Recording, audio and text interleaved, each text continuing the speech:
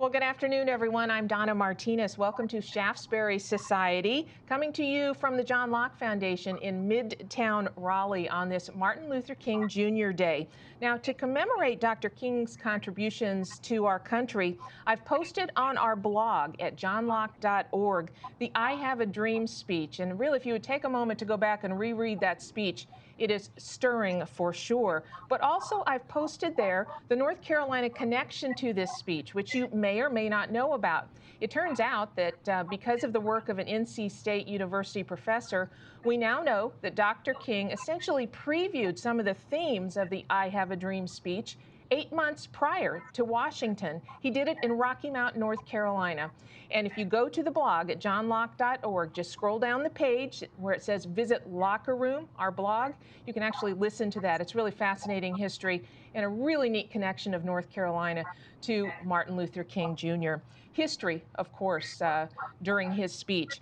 And on January 20th, we're going to be making history again as Joe Biden will become the 46th president of the United States.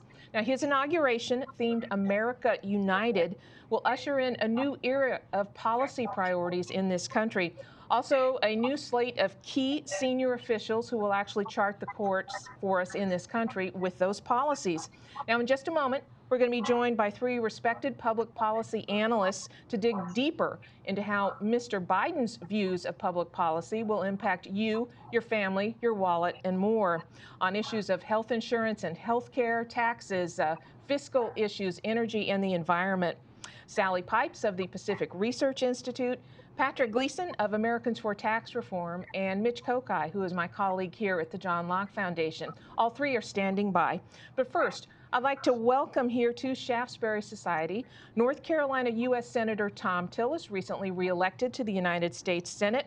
He's going to be a key voice for North Carolina and North Carolinians in the policy decisions that are ahead from a Biden administration. Senator Tillis, thank you for joining us. Appreciate you giving us some time today.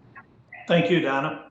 Well, a new year, new opportunities, of course, but this year we find ourselves really a bitterly divided nation with unrest and, unfortunately and sadly, even violence at one point at the U.S. Capitol. We now have the impeachment on the table of President Donald Trump. What are your thoughts on where we are and who we are right now?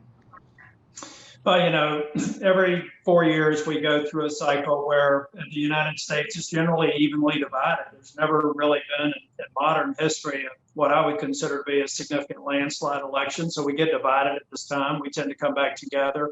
Was very, very disappointed with what I saw. I was in the chamber when the Capitol was breached, and it was a disgusting display at every level. It has no place in American society, and it's a dark chapter that unfortunately is going to be recorded in history. But this week, we'll see a peaceful transition, and then we have to move on to the priorities of the American people, rebuilding an economy that was, at this time last year, extraordinary, based in large part on some of the policy priorities of President Trump. We've got to do our best to maintain a focus on the things that I think most Americans are concerned with, getting back to their jobs, getting back to some sense of normalcy, getting our kids back to school, and continuing to recognize the threats globally, China first among them. It's, I think it's, someone asked me, what are we going to have to do to bring people together? I think one thing we have to do is just let time pass, let a couple of months pass, let people absorb what's occurred, and then look at the priorities for this nation and look at some of the potentially threatening priorities for a Biden administration and for Chuck Schumer and Nancy Pelosi. Well, the U.S. House of Representatives, as you know, has voted to impeach President Donald Trump, with a handful of Republicans joining with Democrats to do that. The first time in history that a president has had that happen 2 times. Now, when the article of impeachment heads over to the United States Senate, Senator Tillis, how will you vote and why? Well, number one, we're kind of curious to see when the articles of impeachment are even going to come across. If you look back to last year's impeachment, this has become an annual process for Speaker Pelosi. She sat on the articles of impeachment for nearly 5 weeks. She said that it was urgent, that they needed to come forth and do impeachment again. They waited a week after the event to actually come together. They debate it for 4 hours on the floor, and they're sending it to the Senate. If you take a look at how impeachment has occurred historically, and most people probably recognize that impeachment is not only for the position of president, there have been judges and others who have been subject to impeachment. It's a thoughtful process that involves trials, hearings, representation of counsel. Now what we have coming to us, or we assume is going to come to us, is an article of impeachment that I've not read the article yet, that basically culminated in 4 hours of debate on the House floor with no due process, no due diligence. So we're going to wait and see what Speaker Pelosi, if Speaker Pelosi sends something forth. There's a lot of questions that I'm still getting legal advice on about even the appropriateness of impeaching someone after they're out of office. And I assume that that's going to play out over the coming weeks. But right now, Pelosi has ball control, and we're waiting to see exactly what they send us and what kind of posture we're going to be in the U.S. Senate. Do you think there's a possibility that she would not send that over to the Senate? Well, with Speaker Pelosi, you never know. I mean, there's nothing that would prevent them from invoking another impeachment process and go through what they have historically done. They didn't hold up. There were a variety of reasons why I voted against impeachment last year. First among them was that they didn't allow the president legal counsel. They didn't really call witnesses. They didn't allow the minority to play an active part in the impeachment process. And now we have one where the impeachment was combined to the House chamber in about 4 hours of debate. So I'm waiting to see, I hear Speaker Pelosi say that she wants to work to bring the country together, but her actions to this point makes me feel like maybe her motive is to continue to keep us divided. So did I understand you correctly that you have requested some legal advice about issues related to impeachment? Yeah, I think that, we have to look at, this is unique in that we're going to potentially be taking up impeachment after the sitting president has left office.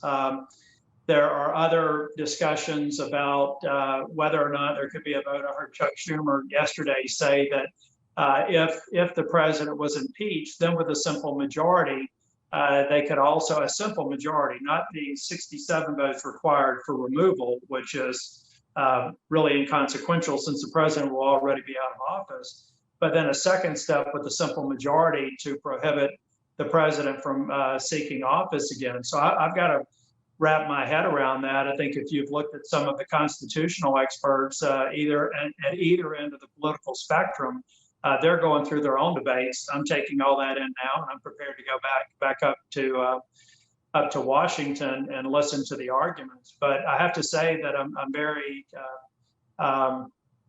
let's say, suspect in Speaker Pelosi's motivations to this point.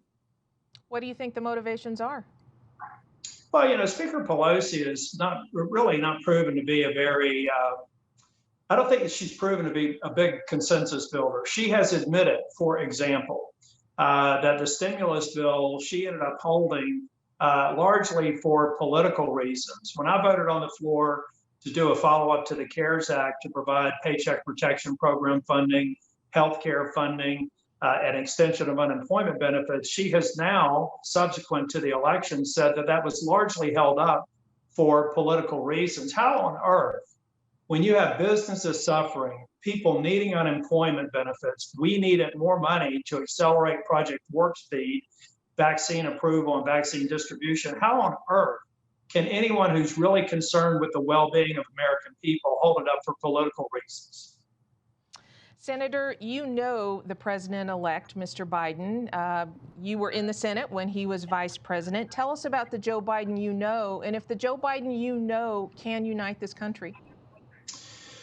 Well, I had limited exposure to him. Quite honestly, President Obama was not very accessible in the 2 years that I was a senator, the first 2 years of my first term. I will say that President Biden, Vice President Biden, had a very good reputation among Republican members when he was a member of the Senate. Someone that they worked together on a transactional basis. They were obviously, they had their differences, but it was someone who could work together. I don't know if that's the Biden that got elected on November 3rd, though. This Biden has already said that in his first 10 days, he's going to pass a series of executive orders that are very concerning to me. He said he's going to cancel the permit for the XL pipeline. He said that he may re-enter the Paris Agreement. There's some speculation that he may revisit the Iran nuclear agreement. That's not the Joe Biden I would have expected, who at the time he was walking the halls of the Senate would have done something like that. You have to look at the dynamic in the Senate too. You got Chuck Schumer, who's up for re-election 2022. You may have heard this person out of New York called AOC, who could potentially challenge him to run in a primary. That suggests to me that Chuck Schumer is going to go far left to try and prevent that challenge, because that would be a real challenge for him. You've got a Joe Biden who is beholden to some of the extreme liberal groups that help him get elected. So I'm not really sure if we're going to see the Joe Biden that I heard a lot of people talk about, who is a consensus builder, who is more left of center, at least based on his public announcements and some of the statements that he's made since he's gotten elected. What would that mean for our country if there is pressure and this Joe Biden that will be president turns out to be much more progressive and to the left than the person that we knew 6 years ago?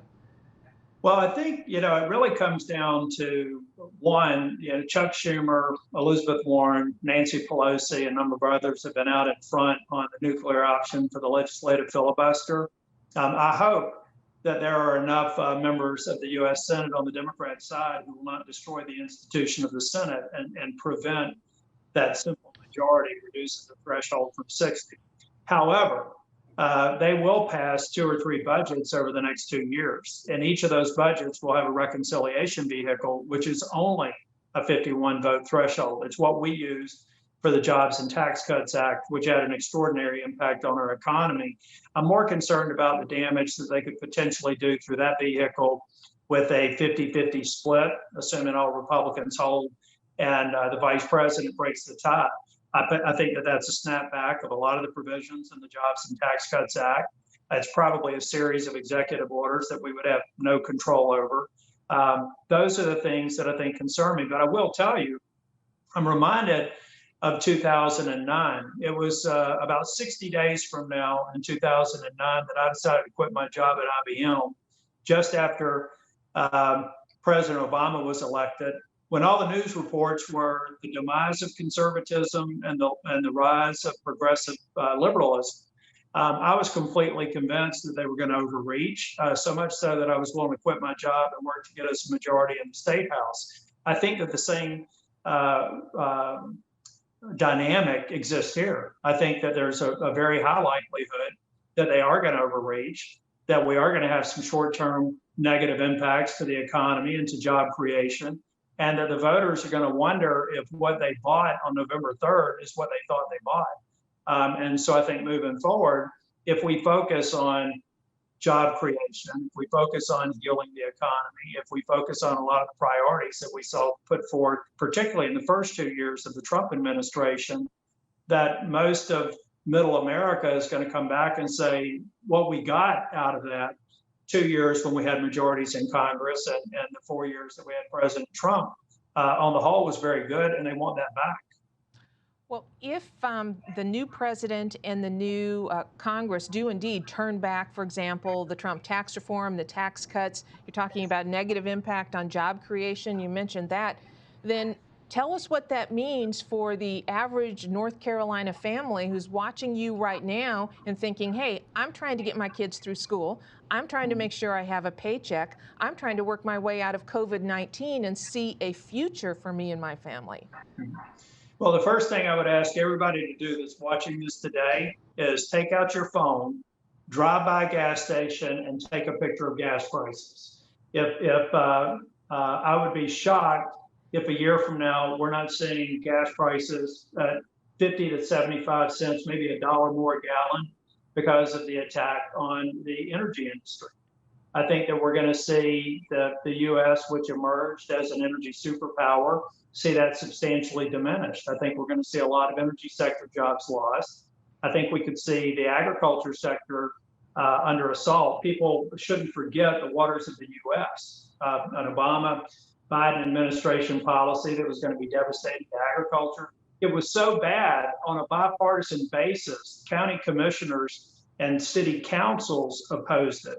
I think we're going to see that kind of regulatory overreach hit early, and then the market is going to take a look at that and project what does that mean in terms, excuse me, the cost of doing business over the near term and the long term, and the markets are going to react. I think it's going to get everybody, excuse me, in the pocketbook fairly quickly. This is not something that will take 2 or 3 years before we'll start seeing the effect on consumer prices, on job creation, and on economic opportunities. There seems to be a view on the left, however, that we can just tax the rich. You can just do away with tax cuts and then impose a higher tax rate, and that will be the solution to the problem. Well, this is where I've got to give some credit to Patrick Gleason and Americans for Americans for Tax Reform, two good groups. But I remember vividly, Donna, when we were talking about our tax cuts strategy in North Carolina, that we wanted to make sure that we gave tax relief to individuals, but we knew that unless we got the economy moving, that we wouldn't have the resources to do that. That's why we focused on corporate tax cuts. That provided the resources for us to give substantial tax cuts to individuals. So we're going to see the exact opposite of that. The people who will ultimately be harmed the most by what I believe the Biden administration and a Democrat-led Congress will move forward are the individuals who are struggling the most. And I think it'll, like I said, I think it will be almost immediate. When you start trying to focus on one small segment of the tax base, then you almost always disrupt the entire tax base. And I think it's going to result in lower economic activity, fewer dollars to the Treasury. When we cut taxes in North Carolina, we saw our revenues to the state government go up, which gave us the resources to cut taxes further. I think what we're going to do here is see the deficits continue to move in a disturbing rate at the federal level. We're going to have fewer resources coming into the Treasury, and we're going to have fewer jobs and fewer opportunities for people who are struggling the most. Well, as people struggle, Senator, of course, it's not breaking news that one of the most expensive items in a typical person's monthly budget is health insurance and access to health care, medical care. Now, for years now, we've been dealing with the issue of Obamacare and what it is and what it isn't, and how we still have millions and millions of people who can't access affordable health insurance. What do you believe that the Biden administration is going to bring to the issue of health insurance and medical care, particularly when we hear these phrases like Medicare for more or Medicare for all? Well, I think it's going to be probably even more disruptive than Obamacare was. I mean, for people need to remember all the promises of Obamacare that were never kept.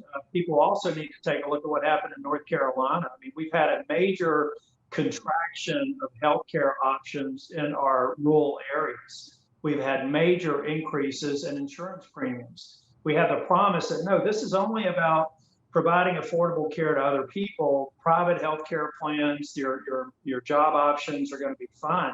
Everything was disrupted by Obamacare. And fundamentally, we didn't fix the problem. There were legitimately about 20 to 30 million Americans who needed affordable access to healthcare. They did not get it. A lot of people who now have health care can only use it for catastrophic situations. They can't afford the co-pays. They can't afford wellness care. And it's a problem that we need to fix. But what we're going to do, if we do, you saw in the Democratic primary for the president, they all raised their hand, or virtually all of them, the top contending candidates for Medicare for all. That was an admission that Obamacare didn't work. And now what they're going to do is try and create a larger and more complex system that I think will ultimately even threaten the health care of people who are on Medicare today. So I think they're going to move in. They're going to try and make a lot of empty promises the way they did with Obamacare. Those promises are not going to be fulfilled. We're going to continue to see a contraction of healthcare providers and more stress on the very population they purport to be trying to provide a solution for. What's your pushback to that? What is your option that would lead to more access to insurance and more affordable care? Well, one of the things we have to do is take a look at the underlying reasons why healthcare costs so much in this country. One is it's one of the best healthcare systems in the world. You pay a premium for the best for good healthcare. But there's a number of things like, we're working on transparency. I do believe that surprise medical billing is something that we need to address to hold people more accountable. We need more transparency of the cost of procedures so that we give people choice. We need to take a lot of the learnings from the COVID crisis and understand that telehealth can drive costs down, and we're seeing great efficacy for a number of healthcare interactions that do not necessarily need a brick and mortar interaction between a doctor and a healthcare provider. So let's systematically go through how you reduce the cost of healthcare. You take a look at the other underlying cost of healthcare. It goes back to the United States being one of the most litigious jurisdictions in the world. We passed medical malpractice reform when I was speaker in North Carolina. We saw medical malpractice healthcare insurance go down. As a result, we expect the cost of the patient to go down. So there's no one thing. If you take a look at the entire relationship between the time someone seeks healthcare and the time they pay their bill, you got to look at every single piece and determine where you can actually reduce cost and increase competition, and use technologies that have been proven to work in the pandemic and make them standard operating procedure. The use of telehealth and telemedicine through COVID has been extraordinary. And there have been all the pushback before the COVID crisis was, no, it'll get out of control, it'll diminish the quality of care. What we've seen, whether it's mental health services, whether it is wellness services, whether it is triaging to figure out the best point of care for someone who may need to see a doctor, we've seen a lot of things here that we can build on and ultimately maintain the cost and ultimately reduce the cost and reduce the cost of insurance along the way. Lastly, Senator Tillis, there's going to come a point where you will be one-on-one with the new president. What are you going to say to President Biden about what it is that would be the best thing for North Carolinians so that they can be prosperous, self-reliant, and lead very productive lives? Well, I think the first thing we have to focus on is that I firmly believe most Americans just want an opportunity. And you do that by creating job opportunities and educational opportunities. I'm a living example of the educational opportunity. I didn't get my degree until I was 36, went to 5 different schools, most of the time at night. So I think that we have to focus on, number one, getting out of the way of businesses. Now is not the time to increase taxes on businesses. That right now we're using federal resources just to keep afloat in the wake of the COVID crisis. We need to have fewer regulations. We have to be responsible about regulations. We have to have fewer regulations and fewer hurdles to get the economy moving, which create those job opportunities to give people an opportunity to prosper. I would tell the president that, that selling a national minimum wage at $15 an hour still no longer makes sense, because we don't want to create a mentality where people want to aspire to make $15 an hour. We want to create an environment to where minimum wage is something that's a starting point for people to move far beyond that. So let's get out of these short-sighted policies that actually take us further away from encouraging people to aspire and go far beyond what government could ever give them. I would ask the president to be very, very skeptical of China. China is our greatest threat because they're our greatest military, economic threat. They were dishonest with the COVID crisis. They need to be held accountable. Giving them a pass is very dangerous. I would encourage the president to also take the learnings of the COVID crisis and say that we have to look at our global supply chains. We have to figure out how to bring American jobs back home so that we have more security in the wake of a future pandemic. God forbid we have one. And then we have to work more closely with jurisdictions where if you can't bring those jobs back to the United States, at least bring them to somebody that we trust. If we can't trust China, I would also tell the president getting into an agreement, getting back into the Paris Agreement without folding in India and China is basically giving them a free pass to actually accelerating China's aspiration to become the world's economic and military superpower. And I would just ask the president to step back, step away from the heat of the of the pressure that he will undoubtedly be getting, and look at what's best for the American people. Senator Thom Tillis of North Carolina, thank you so much for giving us some time today. It's going to be a big week in Washington, D.C. We hope that you'll come back to talk about some of these issues as they start to roll out, and stay safe, stay healthy. Appreciate your time. Thank you, Donna. Take care. God bless everybody. Senator Thom Tillis. All right, now let's bring in our panel for some reaction and more discussion about some of these issues that Senator Tillis has been talking about. Patrick Gleason is Vice President State Affairs with Americans for Tax Reform. Sally Pipes is the President, CEO, and Thomas W. Smith Fellow in Healthcare Policy. She is with the Pacific Research Institute. And Mitch Kokai is my colleague here at the John Locke Foundation. He is the senior political analyst. If I can get all three of you to come back in and unmute yourselves here for our discussion, that would be great. Want to get your reaction. Let's go ahead and start. Sally, let's start with you, because we had an interesting conversation there with the senator about the potential impact on every single person when it comes to access to insurance and medical care. What did you make of his comments, Sally?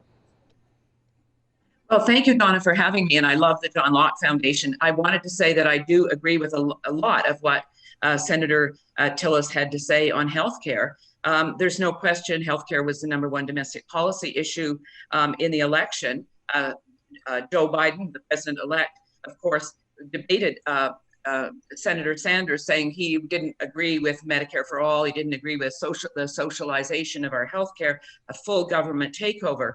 But in fact, Joe Biden has a stepping stone approach to single payer. It's using the public option. He wants to build on Obamacare that he is now calling Biden care. And he, as I say, he wants to bring in the public option. I think with the makeup now of the Senate at 50-50 with Kamala Harris, huge supporter of single payer healthcare, having the tie vote, it's going to be very difficult to get single payer through the Senate. And I think also the public option. But there are a number of things that Joe Biden will be able to do. We heard this morning that, the executive orders that President Trump signed on healthcare, most of them have been very good: short-term limited duration plans, association health plans, price transparency, telehealth. But we heard this morning that probably President-elect Biden, one of the first things he will do will be to turn over association health plans, get rid of those, and short-term limited duration plans that give people choice. So those are executive orders. I think that'll be on the agenda. But I also think there are a number of things, as he wants to build on Obamacare, that he can do.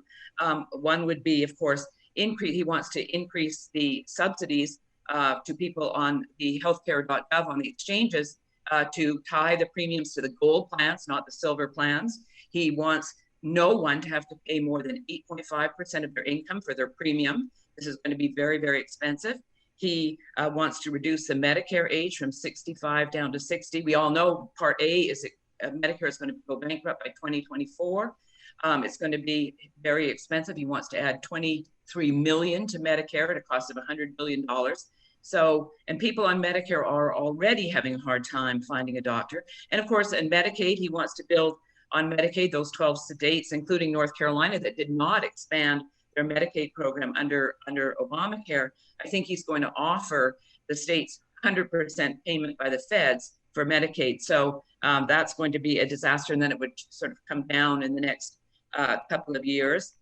Drug price controls is something that even President Trump wanted, unfortunately, but I think he will be pushing that, prescription price controls.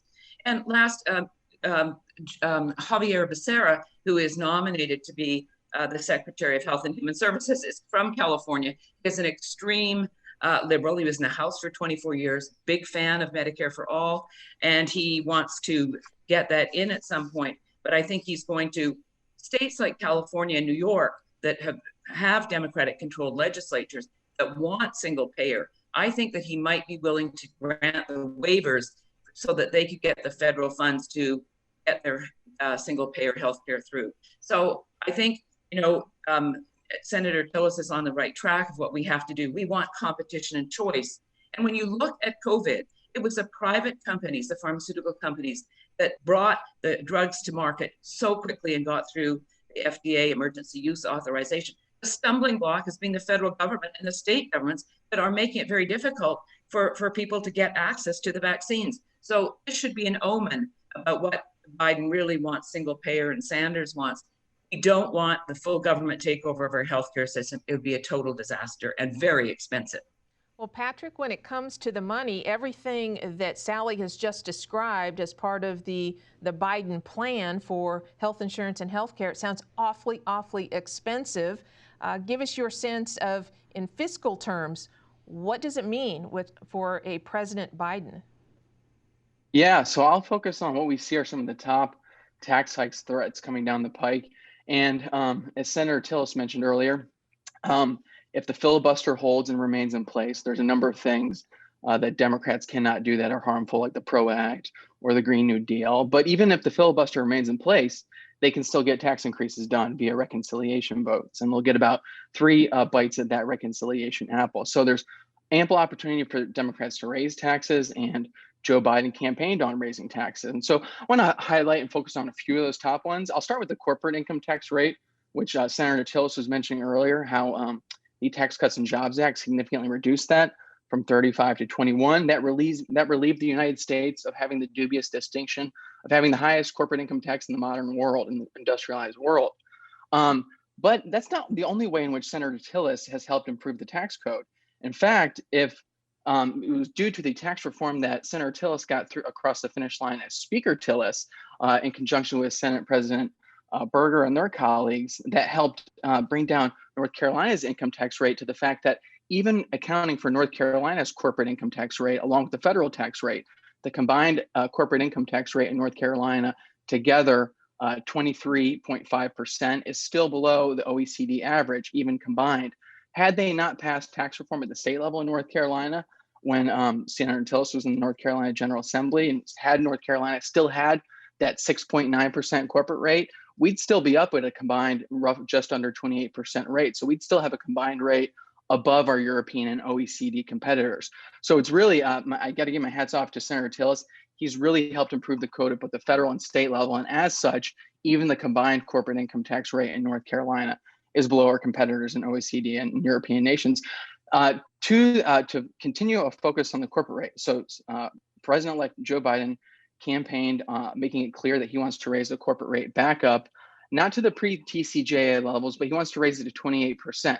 Now, 21 to 28%, that's a significant rate increase. That's a 33% rate increase in the corporate rate. That's what he wants to do. He can do that via reconciliation. A couple things I want to mention about this. Democrats are going to portray a corporate tax increase as something that only hits multinationals, large corporations. Point of fact, the majority of businesses, small and large, C corporations and pass-throughs both have fewer than 5 employees. So 55% of C corps have fewer than 5 employees. So they're going to pretend this is a tax hike on large corporations, but it also hits many small employers, which are very crucial to local communities across the nation. So, and I'll also mention that even under the Obama administration, federal scorekeepers, bean counters, adjusted their methodology to account for the fact that corporate income taxes are borne not just by corporate owners and owners of capital, they're also borne in part by workers. So this corporate income taxes, they don't just harm companies, they don't just reduce their after-tax profit, they also trickle down to hurt workers. So that's one thing I want to mention. Patrick, that's a really a key point, because the narrative is that no, it's kind of these people off in a building, these very wealthy people, kind of the cigar smoking crowd that's sitting in a building and counting their cash sitting on the table, that they're the only people who are impacted by that, and they've got plenty, so don't worry about it. Talk a little bit more, if you would, about the relationship between these tax hikes and average North Carolinians, and how each of us really is impacted. Sure. So Mitt Romney got a lot of flack when he said in 2012 that corporations are people, my friend. Well, he's right in the fact that the instance of corporate taxes is borne in part by people, not just the owners of corporate stock, but also by the rank and file workers. And so while we heard, Democrats under the Obama administration portray corporate taxes as something that was borne by CEOs and owners of capital, they themselves were operating under methodology that assumed that, yes, corporate taxes do trickle down into the form of lower wages and reduced job opportunities for workers. So that is a fact. And so the corporate income tax is one portion of the Tax Cuts and Jobs Act that President-elect Biden partially wants to undo. I want to focus on just a few top-line benefits that North Carolinians as a whole got from the Tax Cuts and Jobs Act, because President-elect Biden had said he would like to get rid of the whole thing. And so I just want to focus on a few things. Over 153,000 North Carolina households no longer pay the individual mandate tax under Obamacare. That was zeroed out, as you know, under reconciliation, although it wasn't eliminated. So it's still on the books. It's at zero. All President-elect Biden has to do is dial that back up with the Democratic Congress to get that back up. So that would be, again, 153,000 households currently paying zero. And if Mr. Biden reverses that, they've got to pay that again. Yeah, and another thing to know about that is 77% of those households who pay that individual mandate tax, or would again if it's reenacted, dialed back up, 77% of them make less than $50,000 a year. So this is one of many tax increases that President-elect Biden has proposed and ran on that would violate his own tax pledge that says he will not raise taxes on households who make less than $400,000 a year.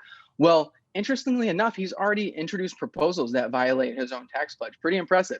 He ran on tax policies and proposals that violate the own pledge he makes. So that's one of a number of provisions and tax hikes he's running on that would violate his $400,000 a year no tax pledge. So one thing to know is he's going to violate his tax pledge. He's run on tax increases that violate his tax pledge.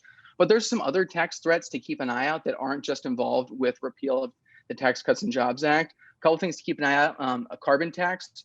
Both President-elect Biden and Vice President-elect Harris have endorsed a carbon tax in the past, as has a number of key senior Biden administration people. John Kerry, Janet Yellen, Neera Tanden have all endorsed a carbon tax in the past.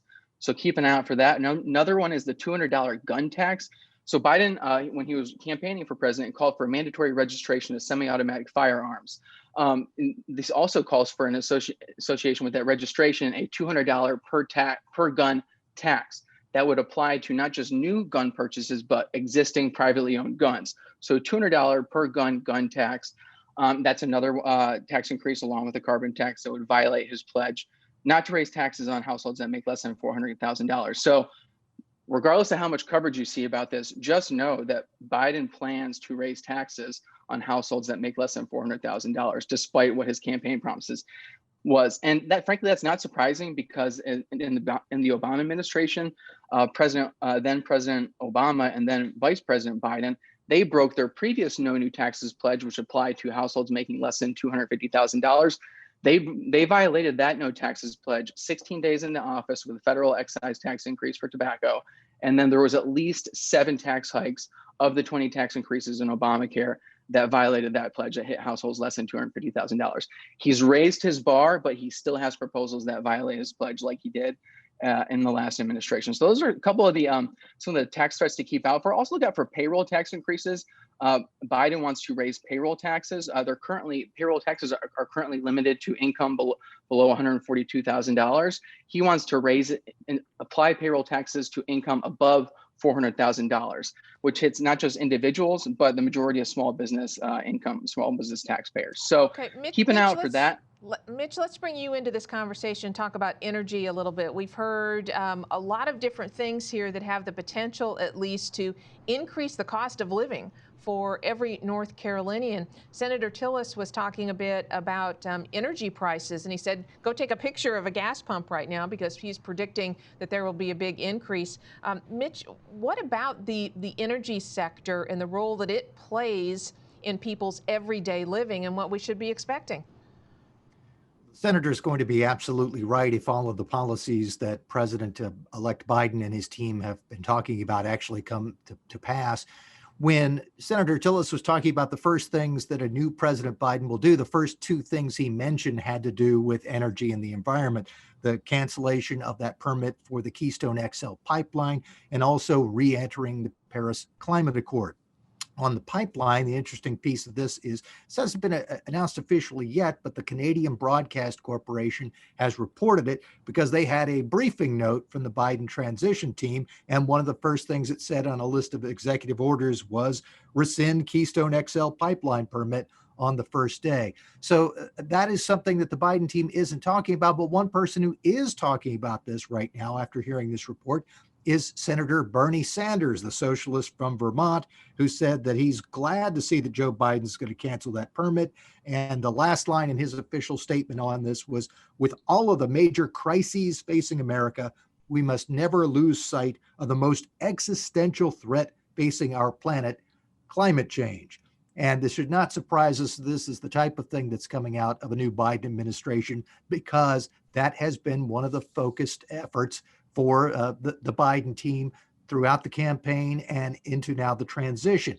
We've seen a report from the Competitive Enterprise Institute that says that Biden has named climate alarmists to all the top environment and energy positions.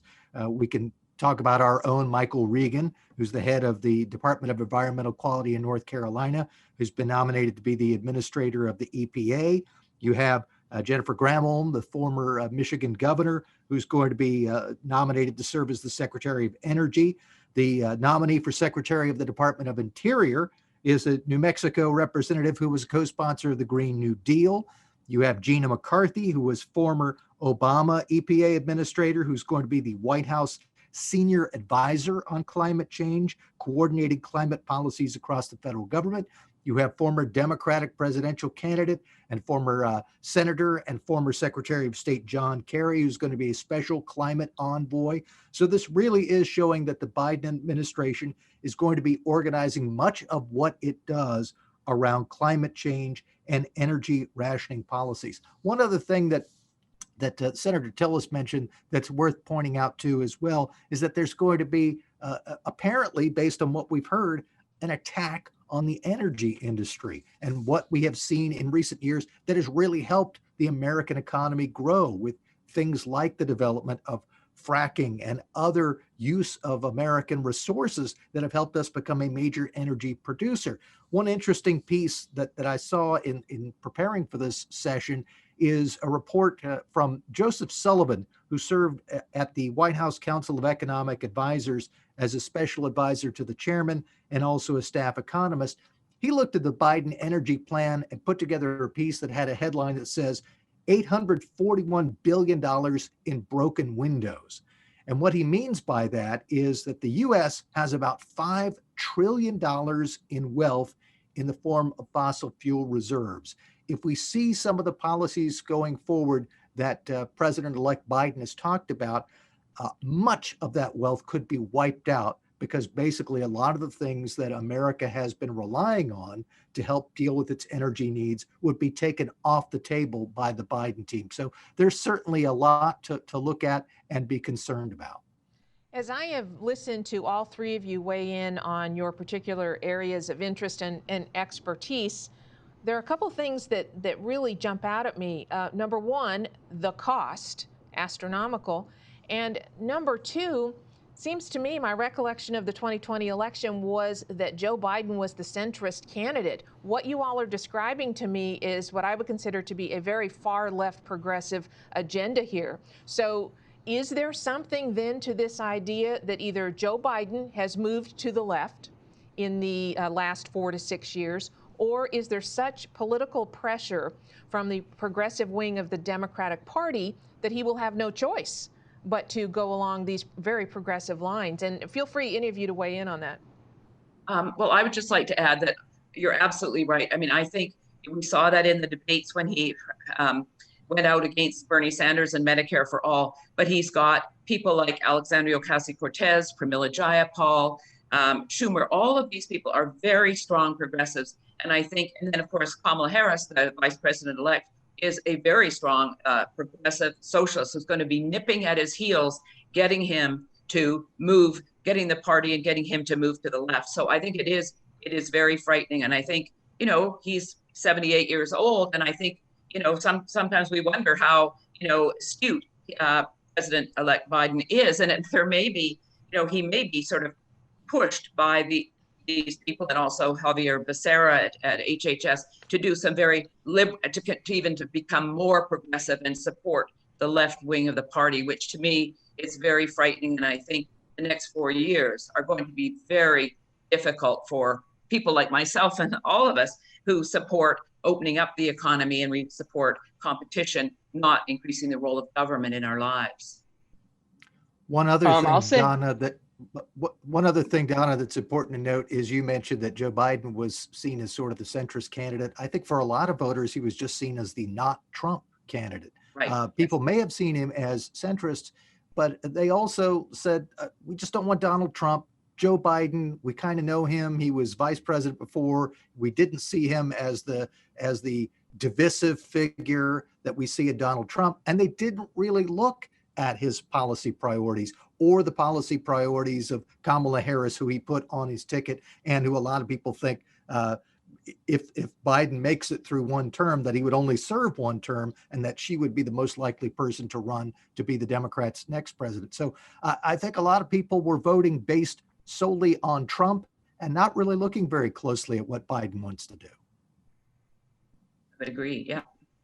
Sally, let's talk a little bit more about the issue of health insurance and medical care, because in poll after poll after poll, and I can tell you just interacting with our supporters here at the John Locke Foundation, this is really important to people. It's on their mind. It's a big piece of their monthly budget in their household. So here at the state level in North Carolina, as you referenced, North Carolina and our legislators, our General Assembly is controlled by Republicans. They were overwhelmingly endorsed by voters and still control the General Assembly, even though also a Democrat governor was also endorsed and reelected.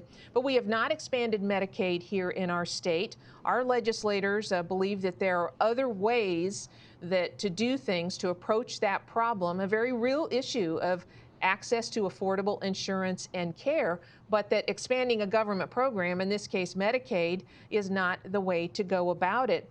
So I look at that and I see this real disconnect between the state level policy here in North Carolina, trying to give people more access, more competition, more choices, and pressure that cost downward. And yet at the federal level, we are hearing and talking about something much, much different. So how do those two things coexist in order to benefit North Carolinians? Well, I wish I lived in North Carolina and not in California, because President Biden said this morning that they want to copy everything that's going on in California as part of their agenda. And that is absolutely frightening, because we have a huge exodus of people, not just wealthy people out of California, but middle income people who are just fed up with the increasing role of government. I think it's it is terrific that North Carolina did not expand its Medicaid population under Obamacare. It's one of the 12 states that didn't. We now have about 70 million Americans are on Medicaid. California, 1/3 are on Medicaid. And what we're seeing is that the outcomes of people on Medicaid are no different than those people who are uninsured. So I hope that in North Carolina, you will continue to not expand Medicaid, because it's an expensive program and it's not working, but also to encourage competition and choice will reduce the cost of healthcare. As you know, under Obamacare, the 10 essential health benefits added tremendously to the cost of healthcare. The average premium for healthcare went up from $264 a month to $523 a month. Very high deductibles. People can't afford that. So of the 27 million people who are uninsured, many of them are people who could get coverage on the exchange, but choose not to because it's too expensive and the deductibles are too high. So you need to support other options, such as the association health plans, short-term limited duration plans, letting competition reign, and hope that more carriers will come into the market. We're seeing a consolidation of carriers, and certainly in the exchange plans, as you know, so many of the insurers, like the Anthems, the Blue Shields, they got out of the market in many states and markets because they couldn't afford it. So let's allow the market to open. But unfortunately, as I say, Joe Biden, Biden care, he wants a public option. I don't think it can happen right now, but it will tremendously, it will crowd public, if they get the public option through reconciliation, for example, it will crowd out private providers, hospitals, and doctors, because doctors will be paid 35% of what they get paid for treating people with private coverage. They will be crowded out, and ultimately we will be left with no private insurers, and the government, the public option, will be the solution. And also under Medicaid, one of Biden's proposals is that people who are on Medicaid would get their health coverage and not on an exchange and not have to pay any of the deductible or any part of the premium. So this is all part of the stepping stone approach where I think Mr. Biden is trying to not endorse what Bernie Sanders wants and AOC, but really to get there. And let's hope that North Carolina doesn't give in to this. And my husband and I may have to move to North Carolina to well, escape you're welcome California. to come here. It's a great place for all sorts of reasons. We would love to have you here. Yes. I find it frustrating, a little bit alarming that the president-elect would want to roll back those association health plans and also that the short duration insurance policies, because those are options for people who are in specific situations and they are seeking out a way to be responsible and have health care coverage, but so that it doesn't break the bank. So is it all about just rolling back options to force people into a government option? Is that what it is? I mean, in other words, why would you roll back something that's helping people? Well, exactly. And the short-term limited duration plans under Obamacare, President Obama really reduced the length of time to 3 months. You could have a short-term plan. Under President Trump, the executive order allows people to buy a short-term plan for up a year, and it can be renewable up to 3 years. And there are no 10 essential health benefits that are the mandates under Obamacare, which has tremendously reduced the cost. This is terrific for, short-term plans are terrific for people that may have lost their job. They need short-term coverage. Younger people like Patrick and Mitch, who they don't want in vitro fertilization, but they do want coverage in the event of a catastrophe. So this, you can get coverage, it's affordable. But Nancy Pelosi et al., Kamala Harris, they don't want people to have choices. They want everybody to be part of a government plan. And as I said earlier, we've seen with the COVID vaccine rollout, this is the last thing. If this is a disaster at a microcosm level, a microscopic level, think what it would mean for the country as a whole. So association health plans for small groups, it allows a large pool of people. It reduces the cost of the premium because you've got a bigger pool. These are all terrific things that lead to choice and competition. And of course, this is not what Harris, Bernie Sanders, AOC, Javier Becerra, just leaving California Attorney General. So they don't want these choices for us. But you're lucky to be in North Carolina, where at least you have a Republican Senate and a Republican General Assembly, even if you have a Democratic governor. I think you've got much greater, many more options to open up the healthcare market at the state level. Patrick, all of this really not only is costly, but there's just so much nexus between all of the different policy areas and the impact on job creators and the people who provide the capital for investments so that people who have ideas can go out there and start that business, have that capital that they need. It's all about growing the economy. And yet what we're hearing are policy ideas that would really restrict that flow of capital and restrict the number of jobs that are being created. We need all of that. So Patrick, what do we do? How is it that a Senator Tillis or those of us who live in North Carolina can push back against this idea that let's just go increase the taxes on the rich people and then we will just we'll make everything better by forcing everyone to go into a government program of some sort, regardless of what the problem is that we're trying to solve. How do we push back? Yeah, the bad news is if Democrats hold together, and with Kamala Harris breaking the tie-breaking vote, they can pass all manner of tax increases regardless of what Republicans do. Based on pressure from constituents, maybe some Democrats could be pulled off. There are slim margins, but if they do all hold together, they can raise taxes and impose a host of tax increases. There are slim margins, so it will be important for lawmakers to hear from their constituents. I do want to follow up on one thing, though, that Sally mentioned and others have mentioned, which is there are a number of policies from California that the new administration would like to take and impose nationwide. And you mentioned about policies harmful to job creators. One of the policies that would be most harmful to workers, job creators, self-employed people that I want to flag here is what's called the PRO Act. And the PRO Act comes from California. It's a change to labor law adopted in California under the legislation known as Assembly Bill 5, AB 5. What the PRO Act would do, and it's already passed the US House, it passed early last year in the US House, obviously couldn't get through a McConnell-run Senate, but the PRO Act would basically take Assembly Bill 5 and impose that nationwide. A couple of key points on what Assembly Bill 5 does and why it's so harmful. It basically outlaws independent contractor relationship. It would basically and while ride-sharing companies were the target, this applied to a host of freelancers and caused a lot of problems for writers, people in the music industry. As such, California lawmakers have come back and passed dozens of exemptions. It shows how bad the law is that everyone has lined up for exemptions to it. But one thing it also does that I want to flag for North Carolinians is it would also federally repeal all 27 state right-to-work laws, which everyone here knows North Carolina is one of those 27 states that has a right-to-work law that says workers cannot be forced and coerced into joining a union and paying dues to it as a condition of employment. Over the past decade, one of the most amazing bits of progress we've seen on labor laws, we've seen it go from, there was 22 right-to-work states a decade ago. There is now 27 right-to-work states, an increase in 5. That's a 22% increase in the number of right-to-work states. Not only have state lawmakers, more state lawmakers instituted right-to-work, these lawmakers have been reelected by their constituents. They've been reaffirmed by voters, these laws. And now we're looking at the prospect of a decade after this incredible progress of providing more worker protections nationwide, 22 to 27 right-to-work states. We could, with the stroke of a pen, Joe Biden's pen, repeal all those nationwide, undo that progress, including North Carolina. So North Carolina could become no longer a right-to-work state should the PRO Act pass. Good news on that is they would need to get rid of the filibuster to do that.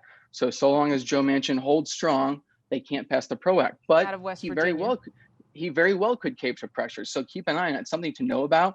One thing I do want to flag is Cal Cunningham had quietly endorsed to unions and said if he got elected, he was going to vote for the PRO Act. And I want to give my hat off to the Carolina Journal, who was the only outlet in North Carolina that explained to the public and to readers that Cal Cunningham had endorsed the PRO Act and basically had endorsed a national repeal of North Carolina's right-to-work law. So it's something I want to flag there. That depends on the filibuster and whether or not that remains. But if they do get rid of the filibuster, they could pass the PRO Act, and with it, North Carolina would no longer be a right-to-work state, nor longer would 26 other states. So keep an eye out. I encourage folks to check out and learn more about the PRO Act. It's a dramatic, radical change to labor law, modeled after California's AB 5. Again, California's AB 5 is so disastrous. Dozens of professions have already lined up and successfully gotten carve-outs. That's how bad it is. So keep an eye on the PRO Act, and it all depends on whether the filibuster holds. In our remaining moments here, I'd like to go around the table with each of you and ask you to tell us just very briefly what is pretty much the number one thing that you are concerned about with the Biden administration, and if you could also offer a piece of hope for those of us who have different point of view than the Biden administration on the role of government as it relates to each of us in our daily lives. So, Sally, what are you most concerned about, and where's your hope? My biggest concern, of course, is the move to single-payer healthcare slowly through the public option that Biden wants. But in the meantime, a number of these issues that I've talked about that will get through administrative executive orders. So those are very, very concerning to me.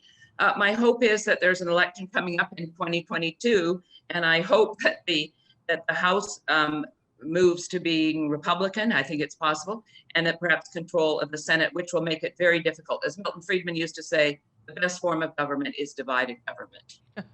Patrick, your biggest concern and your hope, briefly. Yeah, I'll end with a bit of good news. I already gave the bad news, which is if Democrats hold together, they can impose all manner of tax increases based on how the Georgia runoffs went. So that was the bad news. The good news is for conservatives and free market oriented folks, there are 24 states where Republicans have unified control of government. And it is in those states where conservatives and free market oriented reformers are going to be able to show their approach to governance, what that would look like. There was an increase. Republicans took control of 3 additional states: New Hampshire, Montana, Alaska, in the 2020 elections. And what we're seeing them do in those states: rate reducing tax reform, New Hampshire, rate reducing tax reform, and expansion of school choice with education savings accounts. So we are seeing conservative, free market oriented folks are able to advance their agenda at the state level, and there's more forums and opportunities for them to do so, given there is an increase in their number of Republican-controlled states in 2020. So again, more Americans than not, over 130 million Americans live in states where Republicans run everything.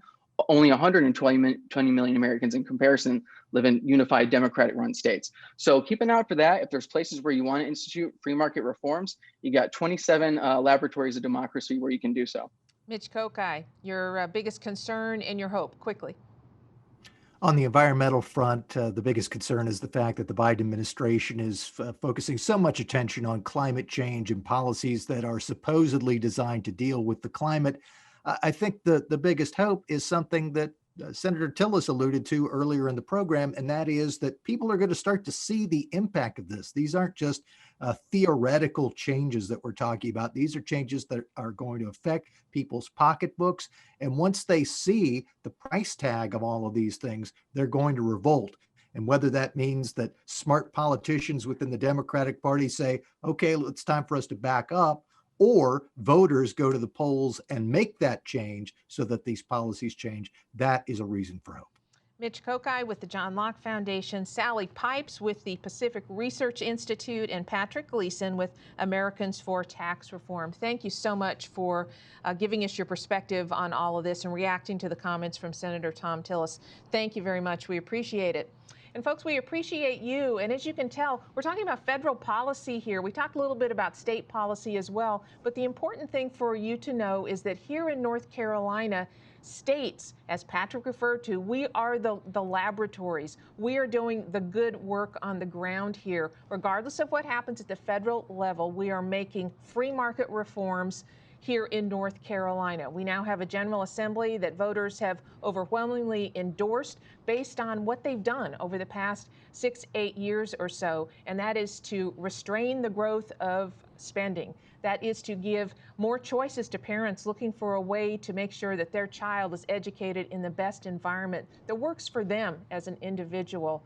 More emphasis on things that will give you more choices in your life. That's what the John Locke Foundation and our mission is all about, to give lawmakers the intellectual background, the research, the data, so that they can make those informed choices so that you benefit. That is why we are here. And certainly it's important what happens in Washington, D.C. That's why we talk about it. But it doesn't mean that we have to follow Washington, D.C. No, in fact, North Carolina is leading, and we are doing so much of the research work that is helping to ground those reforms. We thank you so much for joining us today, and we appreciate that you support what we're doing. I'd ask you one last thing today, and that is, if you like what is happening on the ground here in North Carolina, and you like the work that we're doing at the Locke Foundation, please do consider making a tax-deductible donation to help fuel the work that we do. It's very fast for you to do. Just go to our website, johnlocke.org. Then up in the upper right-hand corner, hit the Donate tab. It's a secure portal, and in less than 2 minutes, you can make your tax-deductible donation to play your role in North Carolina, to help us try to do everything that we can so that in North Carolina, we live a free, happy, productive life. That is what the John Locke Foundation is all about. Hope you have a wonderful day. Thank you for joining us. On behalf of the entire John Locke Foundation team, I'm Donna Martinez. We will see you next Monday for another edition of Shaftesbury Society. Have a good one.